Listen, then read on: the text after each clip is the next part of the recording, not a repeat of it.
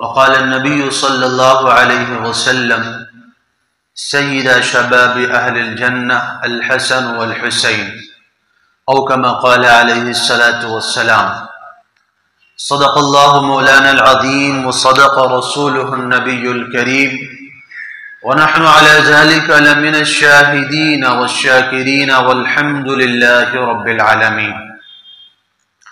اللهم صل على سيدنا محمد وعلى آل سيدنا محمد وبارك وسلم. اللهم صل على سيدنا محمد وعلى آل سيدنا محمد وبارك وسلم. اللهم صل على سيدنا محمد وعلى آل سيدنا محمد وبارك وسلم. لائق صد احترام بزرگوں، عزیز ساتھیوں اور دوستوں،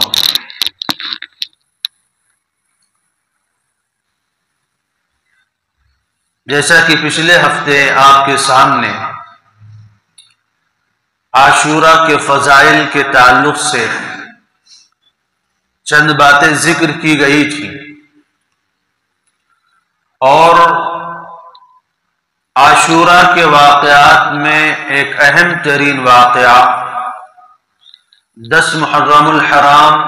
سن 61 ہجری بروز جمعہ کو ایک انتہائی دردناک واقعہ پیش آیا،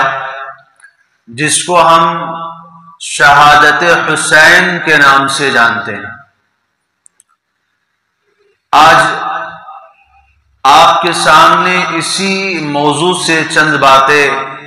گزارش کرنے کی کوشش کروں گا۔ آپ رضی اللہ تعالی عنہ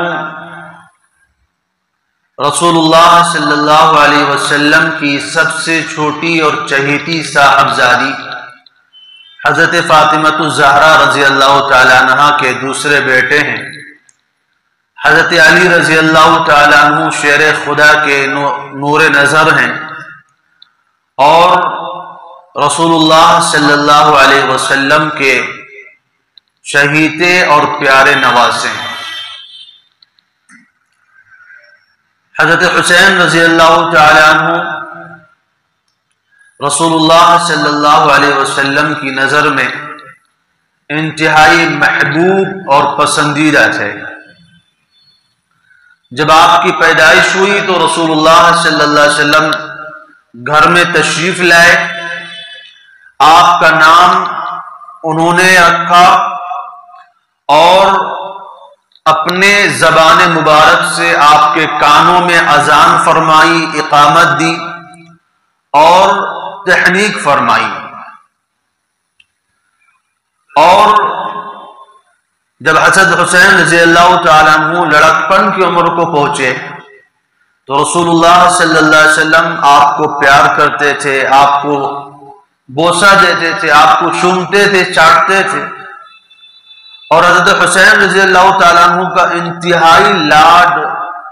اٹھاتے تھے۔ آپ صلی اللہ علیہ وسلم کی پشت مبارک پر بھی چڑھ جاتے تھے۔ بہت سے اوقات نماز کی حالت میں بھی آپ کے پشت مبارک پر آ کر بیٹھ جاتے تھے اور آپ ان کو گود میں اٹھا لیتے تھے۔ کبھی جمعہ کا خطبہ دے رہے ہوتے تھے اور خطبہ دینے کے دوران حضرت حسین یا حضرت حسن رضی اللہ عنہ آ جاتے اور آپ آ کر کے منبر سے اتر کر کے ان کو اٹھاتے اور فرمایا کرتے تھے کہ واقعی اللہ تعالیٰ نے اولاد کو جو فرمایا ہے کہ اولاد انسان کے لیے بزدلی کا سبب ہے، کہ انسان سب کچھ چھوڑ کر کے اولاد کی طرف متوجہ ہو جاتا ہے۔ اور آپ رضی اللہ عنہ کے بارے میں مختلف ارشادات رسول اللہ صلی اللہ علیہ وسلم کے منقول ہیں، جن میں سے مشہور ارشاد جو ہے وہ یہی ہے کہ سیدہ شباب اہل الجنہ الحسن والحسین، کہ حسن اور حسین رضی اللہ عنہما یہ دونوں بھائی جنتی جوانوں کے سردار ہوں گے۔ اور ایک روایت میں فرمایا ہما ریحانہ یا فی الجنہ، فرمایا یہ دونوں میرے پھول ہیں میرے پھول ہیں، میرے لیے خوشبو ہیں، اور تمام طرح کی پیار اور محبت کا اظہار رسول اللہ صلی اللہ علیہ وسلم آپ کے ساتھ فرماتے تھے۔ آپ رضی اللہ تعالیٰ عنہ کی جب عمر کل 7 سال تھی، اسی وقت رسول اللہ صلی اللہ علیہ وسلم کا انتقال ہو گیا۔ تو گویا کہ آپ نے زندگی کا زیادہ لمبا زمانہ رسول اللہ صلی اللہ علیہ وسلم کے ساتھ نہیں پایا، لیکن پھر بھی روایتوں میں آتا ہے کہ 8 روایتیں آپ سے براہ راست رسول اللہ صلی اللہ علیہ وسلم سے منقول ہیں۔ تو 7 سال کی عمر میں اگر کوئی بچہ 8 حدیثیں بیان کرتا ہے، یہ بڑی بات ہے۔ اس کے بعد حضرت ابو بکر صدیق رضی اللہ عنہ کے زمانے خلافت میں بھی آپ رضی اللہ عنہ آپ کے ساتھ انتہائی شفقت اور محبت کا معاملہ فرماتے۔ ابو بکر صدیق رضی اللہ تعالیٰ عنہ بھی آپ کو اپنے کندھے پر اٹھا کر پھرتے، جیسا کہ انہوں نے رسول اللہ صلی اللہ علیہ وسلم کو دیکھا تھا، اسی طرح کا معاملہ حضرت حسین اور حضرت حسن کے ساتھ ابو بکر صدیق رضی اللہ تعالیٰ عنہ بھی فرمایا کرتے تھے۔ پھر عمر رضی اللہ عنہ کے زمانے خلافت میں آپ کے واسطے حضرت عمر نے 5000 درہم ماہانہ وظیفہ مقرر کیا، جبکہ دیگر لوگوں کے لیے 2000 یا اس سے کم مقرر تھا، لیکن رسول اللہ صلی اللہ علیہ وسلم کی قرابت، رشتہ داری اور تعلق کی وجہ سے آپ کے واسطے 5000 ماہانہ کا وظیفہ مقرر کیا۔ جب عثمان رضی اللہ تعالیٰ عنہ کا زمانہ خلافت آیا تو اس وقت آپ جوان ہو چکے تھے اور پہلی مرتبہ باقاعدہ جہاد میں حصہ لیا۔ تبرستان کے جہاد میں حضرت عثمان رضی اللہ عنہ کے زمانہ خلافت میں حضرت حسین رضی اللہ تعالیٰ عنہ نے اپنی جوانی کے آغاز میں حصہ لیا، اور جب عثمان رضی اللہ عنہ کی شہادت کا معاملہ بھی پیش آیا تھا، اس وقت حضرت علی رضی اللہ تعالیٰ عنہ نے آپ دونوں بھائیوں کو، یعنی حضرت حسن کو اور حضرت حسین رضی اللہ عنہما کو، حضرت عثمان رضی اللہ تعالیٰ عنہ کی گھر کی رکھوالی کے واسطے مقرر فرمایا تھا۔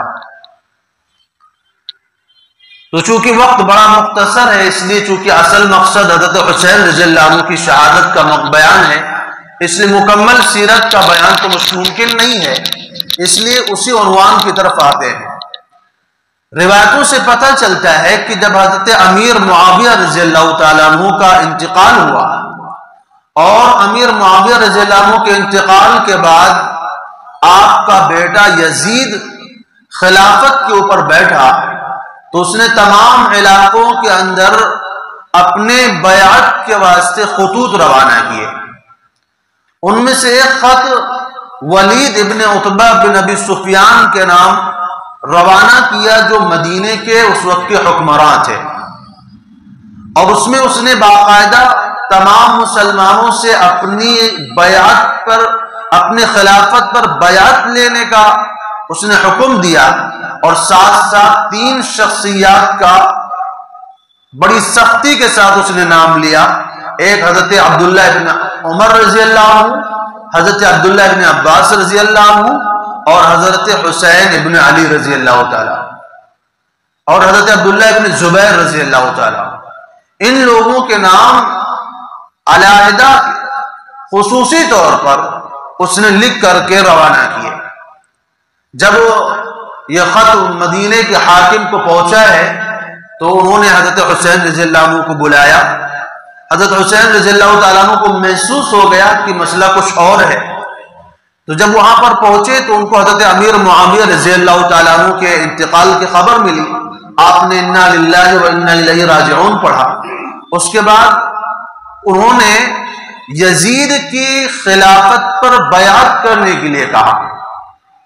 تو روایتوں سے پتہ چلتا ہے کہ حضرت عبداللہ ابن عمر اور حضرت عبداللہ ابن عباس رضی اللہ عنہما نے بیعت تو کر لی، لیکن حضرت عبداللہ ابن زبیر اور حضرت حسین رضی اللہ تعالیٰ عنہما نے کہا کہ ہم ان کی بیعت چھپ کر نہیں کریں گے، علی الاعلان کریں گے، کھلم کھلا کریں گے۔ اس کے بعد آپس میں مشورہ ہوا، حسین رضی اللہ تعالیٰ عنہ وہاں سے نکل کر آئے تو عبداللہ ابن زبیر رضی اللہ عنہ مکہ کی طرف روانہ ہو گئے، اور اس کے کچھ دنوں کے بعد حضرت حسین رضی اللہ تعالیٰ عنہ بھی مدینے سے مکے کی طرف روانہ ہو گئے۔ جب مکے کی طرف جا رہے تھے تو ایک شخص عبداللہ ابن مطیع ملے، پوچھے کہاں کا ارادہ ہے؟ تو بتایا کہ میں مکہ بھی جا رہا ہوں، فی الحال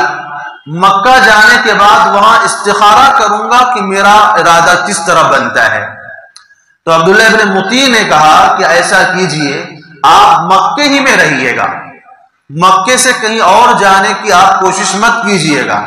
اور خصوصاً کوفہ ہرگز مت جائیے گا، کیونکہ کوفہ والوں نے آپ کے والد کو شہید کروایا ہے، آپ کے بھائی کے ساتھ انہوں نے غداری کی ہے، وہ آپ کے ساتھ اچھا معاملہ نہیں کریں گے۔ اس کے بعد حسین رضی اللہ عنہ مکہ پہنچ جاتے ہیں۔ ادھر ولید ابن عتبہ جو مدینے کے حکمران تھے، جب یزید کو پتا چلا کہ انہوں نے حضرت حسین سے بیعت نہیں لی میرے نام پر، تو ان کو اس نے معزول کر دیا، اور ایک دوسرے شخص کو عمرو ابن سعید اشدق کو اس نے وہاں پر حکمران مقرر کیا، اور باقاعدہ کہا کہ حضرت حسین کو اور جو عبداللہ ابن زبیر رضی اللہ عنہ جو بھی وہاں مکہ روانہ ہوئے ان کو گرفتار کر کے ہمارے پاس بھیجا جائے۔ اس نے 2000 کا لشکر بھیجا، اور وہ لشکر حضرت عبداللہ ابن زبیر کے بھائی عمرو ابن زبیر کی قیادت میں آیا، لیکن عبداللہ ابن زبیر رضی اللہ تعالیٰ عنہ کے لشکر نے مکے میں اس کو شکست دی اور اس کو واپسی پر مجبور کیا۔ اس کے بعد کہتے ہیں جب کوفے والوں کو پتا چلا کہ حضرت امیر معاویہ رضی اللہ عنہ کی وفات ہو گئی ہے اور یزید خلیفہ بن بیٹھا ہے، اور ان کو یہ بھی پتا چلا کہ حضرت حسین رضی اللہ تعالیٰ عنہ نے یزید کی خلافت کو تسلیم نہیں کیا ہے، ابھی تک یزید کی خلافت کو اپنایا نہیں ہے، اس کی خلافت پر بیعت نہیں کی ہے، تو کوفے والوں نے حضرت حسین رضی اللہ عنہ کے نام سے خط روانہ کرنا شروع کیے کہ آپ ہمارے یہاں تشریف لائیے، ہم آپ کو اپنا حکمراں بنائیں گے، اپنا خلیفہ تسلیم کریں گے، اور یہ یزید کی خلافت کو ہم رد کر دیں گے۔ ایک خط آیا، 2 خط آئے، 3 خط آئے، روایتوں سے پتا چلتا کہ 12,000 خطوط آئے، 1200 یا 12,000 خطوط حضرت حسین رضی اللہ عنہ کی خدمت میں کوفے والوں کے آتے رہے۔ کچھ لوگ بھی آتے رہے، خطوط بھی آتے رہے، اور جس میں آپ کو یہ دعوت دی جاتی رہی کہ آپ آئیے، کوفہ کی حکمرانی کو سنبھالیے، یہاں پر قصر خلافت موجود ہے، یہیں پر آپ کے والد حضرت علی رضی اللہ تعالیٰ عنہ رہ کر حکومت کیا کرتے تھے، آپ آئیے اور ہم آپ کے ہاتھوں پر بیعت کرنے کے لیے تیار ہیں۔ حسین رضی اللہ تعالیٰ عنہ نے جب دیکھا کہ اتنا زیادہ یہ لوگ میرے شوق میں ہیں، تو انہوں نے اپنے چچا زاد بھائی حضرت مسلم ابن عقیل رضی اللہ تعالیٰ عنہ کو روانہ کیا کہ جاؤ کوفے کے حالات کا جائزہ لو، اگر واقعی وہاں کے حالات بہتر ہیں اور لوگ ہمارے حق میں بیعت کرنا چاہتے ہیں، ہمیں خلیفہ بنانا چاہتے ہیں، تو ہم بعد میں آ جائیں گے، کیونکہ یزید کی حکومت ایک ظالمانہ حکومت ہے، ظلم پر مبنی حکومت ہے، اور وہ قیصر و کسریٰ کی طرح حکومت کرنا چاہتا ہے۔ ہم لوگوں کو ظلم سے نجات دلا کر کے اسلامی نہج پر خلافت قائم کریں گے۔ چنانچہ مسلم ابن عقیل رضی اللہ تعالیٰ عنہ کو کوفہ روانہ کیا گیا۔ جب آپ کوفہ پہنچے ہیں تو لوگوں کو حضرت مسلم کے بارے میں پتا چلا، تو لوگ آپ کے پاس آ کر کے حضرت حسین رضی اللہ عنہ کی خلافت پر بیعت کرنا شروع کیے۔ روایتوں سے پتہ چلتا کہ تقریباً 18,000 لوگوں نے کوفہ میں حضرت حسین رضی اللہ عنہ کی خلافت پر حضرت مسلم ابن عقیل کے ہاتھوں پر بیعت کی۔ یہ مسئلہ چل رہا تھا، لوگ بیعت کرتے جا رہے تھے۔ کہتے ہیں اس وقت جو کوفے کے حکمراں تھے حضرت نعمان ابن بشیر رضی اللہ تعالیٰ عنہ، ایک صحابی رسول تھے، اور انہوں نے بڑی نرمی کا معاملہ کیا۔ انہوں نے لوگوں کو خطبہ دیا اور کہا دیکھو میں کسی کو قتل نہیں کرنا چاہتا، کسی کو گرفتار نہیں کرنا چاہتا، کسی کے خلاف تلوار اٹھانا نہیں چاہتا، لیکن میں یہ چاہتا ہوں کہ تم لوگ اپنے امیر کی بات مانو۔ تو وہاں پر کہتے ایک شخص تھا، وہ کھڑا ہوا، عبداللہ ابن مسلم نام کا، اس نے کہا کہ تم بہت بزدلی کا مظاہرہ کر رہے ہو، تم امیر المومنین کے حکم کے خلاف جا رہے ہو، امیر المومنین نے تم سے لوگوں کو اپنی خلافت پر بیعت کرنے کا حکم دیا ہے، اور تم یہاں پر ڈھیل دے رہے ہو کہ لوگ حضرت حسین رضی اللہ عنہ کی خلافت پر بیعت کر رہے ہیں۔ اس لیے اس نے یزید کے نام ایک خط روانہ کیا، اور اس خط میں اس نے یہ لکھا کہ کیا آپ چاہتے ہیں کہ کوفہ، بصرہ اور عراق کا علاقہ آپ کے قبضے میں رہے؟ اگر آپ یہ چاہتے ہیں تو فوراً نعمان ابن بشیر کو یہاں سے ہٹاؤ اور کسی طاقتور سخت آدمی کو یہاں پر حکمراں مسلط کرو، یہاں کا گورنر بناؤ۔ چنانچہ جب یزید کو یہ خط ملا، اس نے فوراً عبید اللہ ابن زیاد، ایک شخص تھا جو اس وقت بصرہ کا حاکم تھا، اس کو اس نے خط لکھا کہ میں تمہیں کوفہ کا حکمراں بناتا ہوں، تم وہاں جاؤ اور زمین کو ہمارے حق میں ہموار کرو۔ جو لوگوں کا ماحول میرے خلاف بنتا جا رہا ہے، اس ماحول کے خلاف لوگوں کو ہٹاؤ اور لوگوں کو تتر بتر کرو،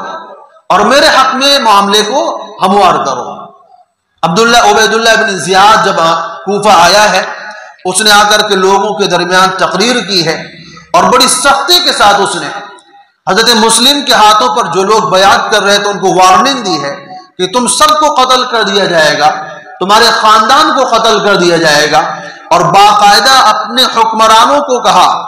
اور جو عہدے داران تھے ان کو جمع کر کے کہا کہ تم میں سے جس کے علاقے میں،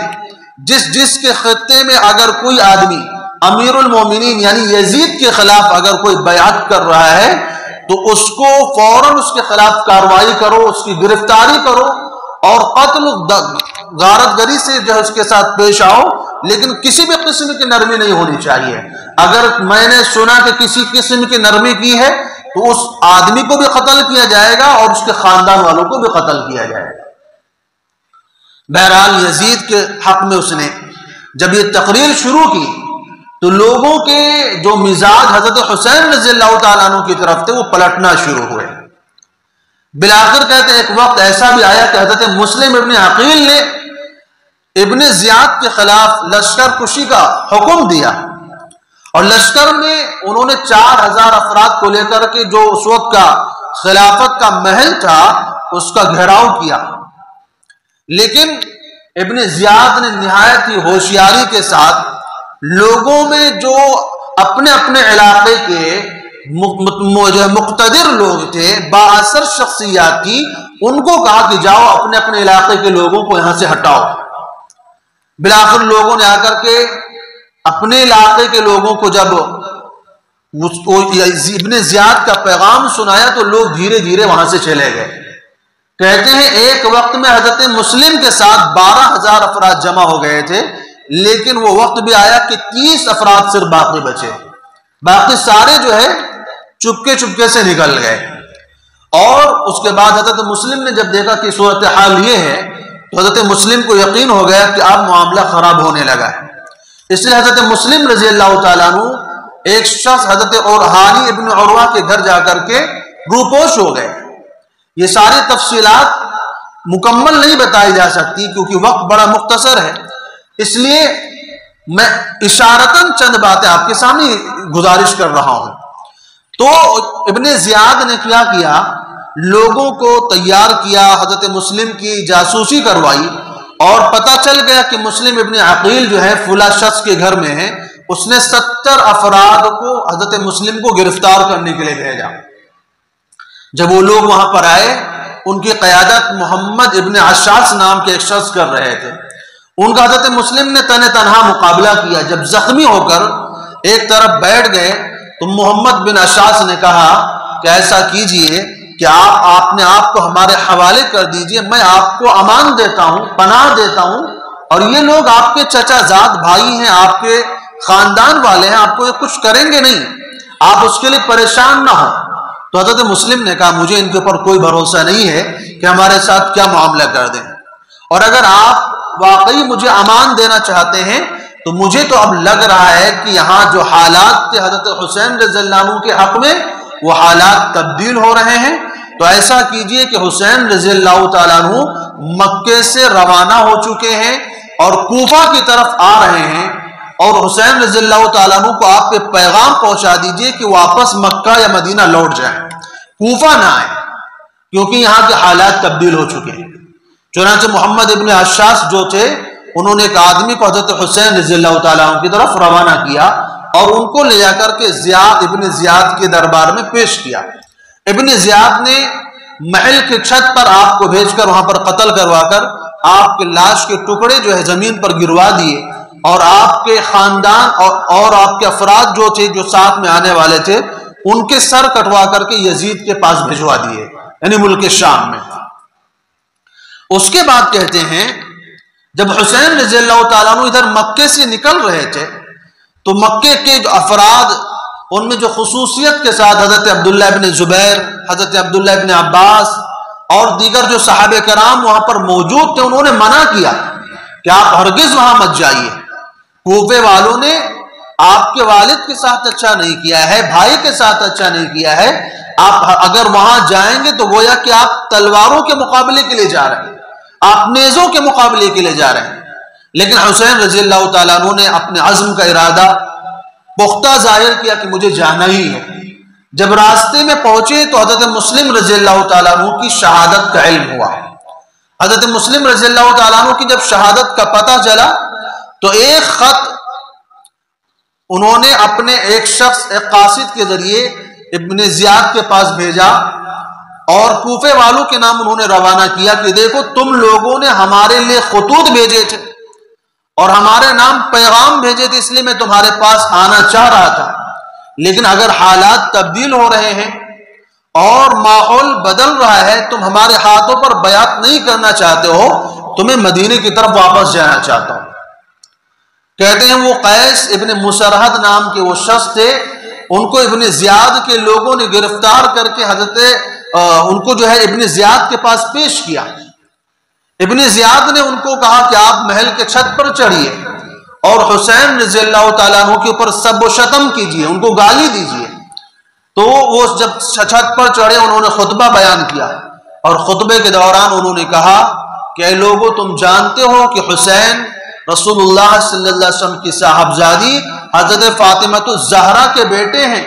اور امیر المومنین حضرت علی رضی اللہ تعالیٰ عنہ کی اولاد ہیں اور نبی صلی اللہ علیہ وسلم کے نواسے ہیں۔ تم ان کے حق میں بیعت کرو، ان کے حق میں راستے کو ہموار کرو اور ان کے لیے زمین، ان کے لیے خلافت کو تسلیم کرو۔ ابن زیاد نے جب یہ دیکھا کہ یہ تو ہمارے دربار میں آ کر کے حسین کے حق میں تقریر کر رہے ہیں، تو اس نے ان کو وہیں چھت سے پھینکوا کر کے ان کو بھی قتل کروا دیا۔ ادھر حسین رضی اللہ تعالیٰ عنہ کو جب پتا چلا کہ حضرت مسلم کو قتل کر دیا گیا ہے تو انہوں نے اپنے لوگوں میں خطبہ بیان فرمایا کہ دیکھو جس مقصد کے لیے ہم مکے سے نکلے تھے وہ مقصد تو پورا ہوتا نظر نہیں آ رہا ہے، اس لیے تم میں سے جو افراد واپس جانا چاہتے ہیں واپس چلے جائیں۔ مشورہ کیا کیا کرنا چاہیے۔ کچھ لوگوں نے کہا کہ اب ہمیں واپس چلے جانا چاہیے کیونکہ یہیں سے ہمیں ان کی غداری کا پتہ چل رہا ہے، اس لیے آگے کا راستہ کوئی ہمیں اچھا نظر نہیں آ رہا، آگے کا انجام اچھا نظر نہیں آ رہا۔ کچھ لوگوں نے کہا نہیں، وہ تو مسلم ابن عقیل تھے، آپ نبی صلی اللہ علیہ وسلم کے نواسے ہیں، جب لوگ آپ کو دیکھیں گے تو آپ کے حق میں ہو جائیں گے اور آپ کے ہاتھوں پر بیعت کر لیں گے۔ دوسری طرف حضرت مسلم رضی اللہ تعالیٰ عنہ کی جو خاندان کے لوگ تھے انہوں نے کہا نہیں، ہمیں حضرت مسلم کا قصاص چاہیے، انہوں نے ہمارے والد کو قتل کیا ہے، لہذا ہم یا تو ان کے قتل کا بدلہ لیں گے یا تو پھر ہم ان کے واسطے شہید ہو جائیں گے۔ بلاخر مشورہ یہی ہوا کہ آگے ہی بڑھنا چاہیے۔ کوفہ کی طرف جب بڑھنے لگے تو ایک مقام تھا عقبہ نام کا، وہاں پر کہتے ہیں ابن زیاد کی طرف سے حضرت حر 1000 کا لشکر لے کر کے آئے اور انہوں نے آ کر کے حسین رضی اللہ تعالیٰ عنہ سے اپنے آنے کے بارے میں بتلایا کہ ابن زیاد کی طرف سے ہمیں حکم دیا گیا ہے کہ آپ کو ابن زیاد کے دربار میں پیش کیا جائے۔ حسین رضی اللہ تعالیٰ عنہ نے کہا میں اس بات کو تسلیم نہیں کرتا۔ اب دوسری بات، آپ یہاں کس لیے آنا چاہ رہے ہیں؟ تو حسین رضی اللہ تعالیٰ عنہ نے خطبہ بتایا کہ دیکھو تمہارے اوپر ظالم لوگوں نے حکمرانی قائم کی ہوئی ہے، ہم آل رسول ہیں، ہم نبی کے خاندان کے لوگ ہیں، ہم خلافت کے زیادہ حقدار ہیں، ہم حکومت کے زیادہ حقدار ہیں، اور تم نے ظالموں کو اپنا حکمراں بنایا ہوا ہے. ہم یہ چاہتے ہیں کہ تمہارے اوپر نبی صلی اللہ علیہ وسلم کے طریقے پر علی منہاج النبوت خلافت قائم کریں اور اس ظلم کی حکومت کا خاتمہ کریں. تو حر نے کہا آپ کے لیے بات ممکن نہیں ہے. آپ ایسا کیجئے کہ آپ اپنے آپ کو ہمارے حوالے کر دیجئے اور ابن زیاد کے دربار میں آپ کو پیش کریں. آپ جا کر کے اپنا معاملہ وہاں پر رکھیے گا. تو حسین رضی اللہ تعالیٰ نے اس بات کو تسلیم نہیں کیا اور دوسری بات فرمائی ٹھیک ہے میں مجھے مدینہ واپس جانے دینا چاہیے. لیکن ابن زیاد کی طرف سے سختی سے حکم تھا کہ حضرت حسین کو ہمارے دربار میں پیش کیا جائے. اس لیے حر نے کہا آپ نہ کوفہ جائیے نہ مدینہ جائیے, کوئی تیسرے راستہ اختیار کر لیجیے, وہاں چلے جائیے. چنانچہ کہتے ہیں وہاں سے جب آپ نکلے تو کربلا کے علاقے کی طرف روانہ ہو گئے. حر کا لشکر بھی آپ کے ساتھ میں تھا. جب کربلا کے علاقے میں پہنچے تو ابن زیاد کا لشکر خط آیا حضرت حر کے نام سے کہ تم حسین کو کسی طرح وہیں پر روک کر کے رکھو, آگے بڑھنے نہ دو. اس کے بعد اس نے 4000 کا لشکر عمرو ابن سعد کے ذریعے بھیجا اور وہاں سے روانہ کیا. عمرو ابن سعد آیا اور آ کر کے حضرت حسین سے اس نے گفتگو کی, آنے کا مقصد پوچھا. تو حسین رضی اللہ تعالیٰ نے وہی باتیں بتائیں کہ دیکھو خطوں کو انڈیل کر کے دکھایا جو 2 بورے میں بھرے ہوئے تھے, کہ اتنے سارے خطوط کوفے والوں نے ہمارے نام لکھے تھے, ہمیں بلایا تھا, ہمیں دعوت دی تھی, اس لیے ہم یہاں پر آئے ہیں.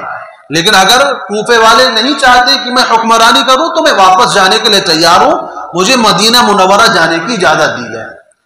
ابن زیاد کو ابن سعد نے خط لکھا کہ دیکھو حسین رضی اللہ تعالیٰ عنہ کوئی جنگ کے ارادے سے نہیں آئے ہیں, کسی فتنہ فساد کے ارادے سے نہیں آئے ہیں, اور مسلمانوں کی جماعت ایک مسئلے پر متفق ہونا چاہتی ہے. اس لیے آپ کو کیا کرنا چاہیے,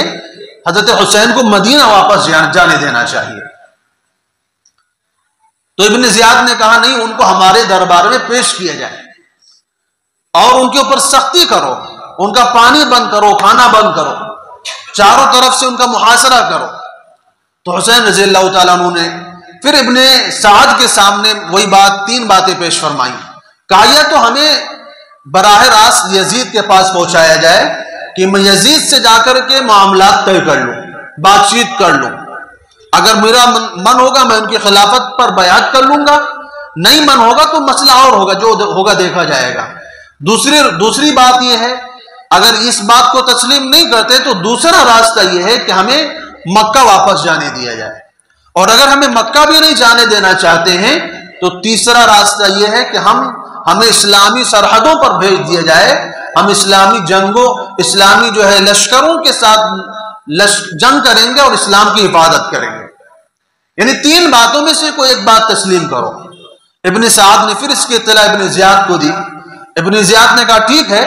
اگر وہ یہاں نہیں آنا چاہتے ہیں, کہیں اور جانا چاہتے ہیں تو اچھی بات ہے, ان کو جانے دیا جائے. لیکن کہتے ہیں ابن زیاد کے دربار میں ایک شخص تھا جس کا نام تھا شمر ذل جوشن. وہ بڑا بغض رکھتا تھا حضرت حسین رضی اللہ عنہ کے بارے میں. آپ کے مقام اور مرتبے کو جاننے کے باوجود آپ کے خلاف اس کے دل میں بغض بھرا ہوا تھا. اس نے کہا اگر تم نے حسین کو یوں ہی جانے دیا تو حسین کو جانتے ہو وہ جائیں گے, اپنے اخلاق اور کردار سے لوگوں کو متاثر کریں گے, ان کے مقام اور مرتبے کو آپ جانتے ہیں. اگر حسین یہاں سے چلے گئے تو ایک لشکر تیار کر کے آئیں گے اور تمہارے خلاف مقابلہ کریں گے. اس لیے ہرگز آپ ان کو یہ موقع نہ دیجیے اور ہر حال میں ان کو یزید کی خلافت پر بیعت کروائیے. تو ابن زیاد نے اس کی بات مان کر کے اس کے نام سے خط روانہ کیا, اور اس خط کے اندر اس نے باقاعدہ شمر کو یہ کہا کہ جا کر ابن سعد کو یہ خط سناؤ, اگر وہ تمہاری بات مانتا ہے تو ٹھیک ہے, نہیں مانتا تو اس کو قتل کر کے تم اس لشکر کے کمانڈر بن جانا. اور اس کے بعد اگر حسین رضی اللہ تعالیٰ عنہ اور ان کے ماننے والے اگر ہم لوگوں کی بات ماننے کو تیار ہے تو ٹھیک ہے, ورنہ ان کو قتل کرنا, ان کا مسلح بنانا اور ان کو گھوڑوں سے روندا دینا, ان کی لاشوں کی بحرمتی کرنا. شمر ذل جوشن جب یہاں آیا تو ابن سعد سمجھ گیا کہ اس کا مقصد کوئی اچھا نہیں ہے, سارا بنایا معاملہ اس نے خراب کر دیا ہے. شمر نے آ کر کے ابن زیاد کا پیغام سنایا. یہ کہتے ہیں محرم کی 9ویں تاریخ تھی، یعنی 9 محرم الحرام کا دن تھا، اور باقاعدہ شمر کے آنے کے بعد ماحول ایسا بن گیا کہ اب جنگ ہو جائے گی. تو حسین رضی اللہ تعالیٰ عنہ نے کہا آج رات کی ہمیں فرصت دی جائے، ہم اللہ کے دربار میں رونا گڑ گڑانا چاہتے ہیں، اللہ کی عبادت میں یہ رات گزارنا چاہتے ہیں. ان لوگوں نے کہا ٹھیک ہے، آپ کی ہم یہ شرط منظور کرتے ہیں. رات کا وقت ہوا، حسین رضی اللہ تعالیٰ عنہ سب سے پہلے اپنے خیمے میں اپنے لوگوں میں گئے، جو تقریباً 72 یا 73 افراد کا قافلہ تھا، مرد بھی تھے، عورتیں بھی تھیں، بچے بھی تھے. ان سے جا کر کے حسین رضی اللہ تعالیٰ عنہ نے خطبہ بیان کیا کہ آپ لوگ نبی کے گھرانے کے ہیں، آپ کے جیسا وفادار ہم نے کہیں نہیں دیکھا،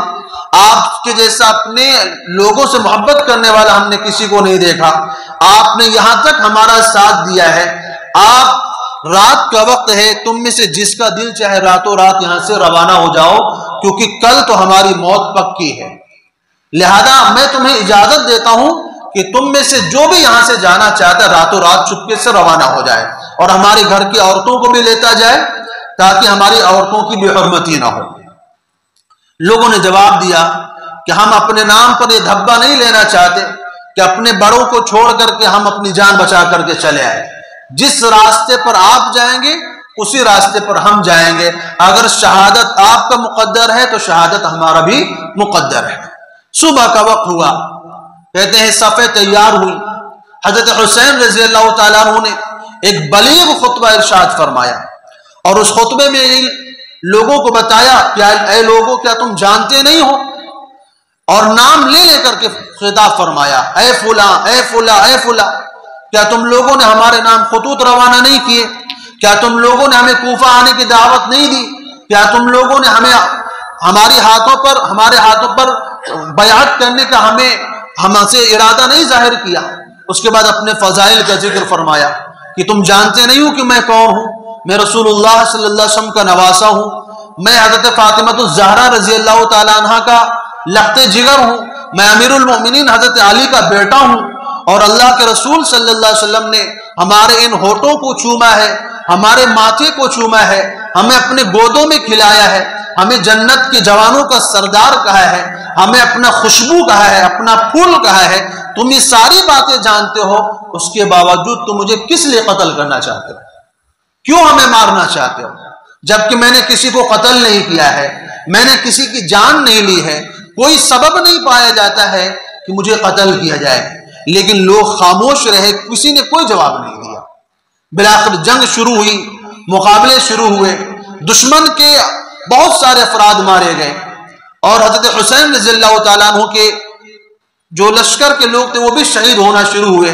72 کے 72 افراد شہید ہو گئے. بالآخر کہتے ہیں ظہر کا وقت تھا، حسین رضی اللہ تعالیٰ عنہ نے نماز پڑھی، اس کے بعد پھر دشمنوں کے مقابلے کے لیے کھڑے ہوئے. عین عصر کے وقت جب نماز کا وقت تھا، کہتے ہیں ایک شخص تھا زرعہ بن شریک نام کا، اس نے تلوار سے زور سے حملہ کیا اور حضرت حسین رضی اللہ عنہ کے بائیں کندھے کو اس نے زخمی کر دیا. اس کے بعد سنان ابن انس نام کے ایک شخص نے آپ کے سینے کے اندر نیزہ مارا، جس کی وجہ سے آپ سجدے کی حالت میں چلے گئے، اور اسی حالت میں اس نے آ کر کے حضرت حسین رضی اللہ تعالیٰ عنہ کا سر قلم کر دیا. اس طرح حسین رضی اللہ تعالیٰ عنہ کو مظلومانہ طریقے سے بے دردی کے ساتھ کربلا کے میدان میں 3 دن تک بھوکا پیاسا رکھ کر کے شہید کر دیا. تو یہ چند مختصر طور پر چونکہ وقت کی قلت کی وجہ سے، اور ابھی چونکہ ہمارے یہاں آج وقت بھی مختصر تھا، کچھ انتظامی مسئلوں کی وجہ سے ابھی آپ کے سامنے کچھ باتیں پیش کی جانی ہیں، اس لیے انتظامیہ کی طرف سے حکم تھا کہ میں 1:30 بجے اپنی بات کو ختم کروں. اس لیے بہت ہی اختصار کے ساتھ میں نے حسین رضی اللہ تعالیٰ عنہ کی شہادت کا آپ کے سامنے یہ تذکرہ سنایا ہے. اور اس میں ہمارے واسطے پیغام کیا ہے کہ حسین رضی اللہ تعالیٰ عنہ جب شہید ہونے والے تھے، جب حسین رضی اللہ تعالیٰ عنہ کو یقین ہو گیا کہ ہماری شہادت یقینی ہے، تو اپنے گھر والوں کو نصیحت فرمائی، اور اپنی بہن حضرت زینب بنت علی رضی اللہ تعالیٰ عنہ کو باقاعدہ کہا کہ آپ چیخ و پکار نہیں کیجیے گا، آپ شور شرابہ نہیں کیجیے گا، آپ رسول اللہ صلی اللہ علیہ وسلم کی نواسی ہیں، اپنے پردے کا خیال رکھیے گا، ایسا نہ ہو کہ ہماری شہادت سے بے چین ہو کر کے تڑپ کر کے آپ باہر آ جائیں اور بے پردہ ہو جائیں، اپنے بالوں کو نوچنے لگ جائیں، چہروں کو تھپڑ مارنے لگ جائیں، ایسا مت کیجیے گا، صبر کا دامن اختیار کیجیے گا۔ تو حسین رضی اللہ تعالیٰ عنہ کی اس مختصر سی سیرت کا جو پیغام یہ ہے کہ ہمیشہ صبر کے دامن کو پکڑے رہنا ہے، حالات کیسی بھی آ جائیں، مشکلات کیسی بھی ہوں، اور آپ نے نماز کی حالت میں سر کٹا کر کے یہ پیغام دیا ہے کہ نماز اس کائنات میں سب سے اہم چیز ہے، کیسے بھی حالات ہوں، کیسی بھی مشغولیات ہوں، کتنا بھی مشکل گھڑی ہو، حسین رضی اللہ تعالیٰ عنہ نے نماز کی پابندی کا ہمیں سبق دیا ہے۔ تو جو لوگ آج حسین رضی اللہ تعالیٰ عنہ کے نام پر غم کا اظہار کرتے ہیں یا جو بھی معاملات کرتے ہیں، ان لوگوں کو بھی یہ پیغام ہے حضرت حسین رضی اللہ تعالیٰ عنہ کا کہ کیسی بھی حالات ہوں، کیسی بھی مشکلات ہوں، لیکن نماز کا دامن کبھی چھوٹنا نہیں چاہیے۔